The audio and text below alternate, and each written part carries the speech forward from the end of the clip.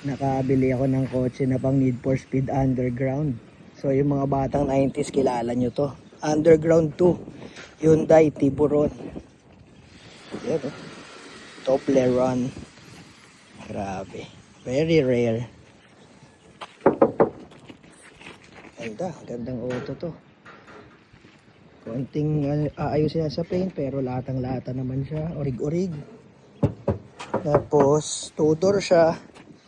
Automatic transmission. Ganda ng kondisyon. Ganda ng trani. 2004 model to. Tapos ang mileage lang niya parang 100k lang. Re-up natin. Original upholstery pa kasi to. So re-restore natin to. Unti-unti. Tapos sabi, rare daw yung may antena na ganito. Rare daw yung variant na mayroong antena. Sabi sa akin. Yung pinagbilhan ko. Ayan, dalawa tambucho niya. Kabilaan. Original yan. Lasso mata. Ganda rin. Para siyang ano, no, yung naunang Genesis ng Hyundai. 16 inch.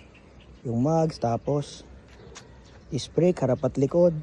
So, special car din ito. Sunroof. Ganda to pag naayos natin. Headlight restore natin.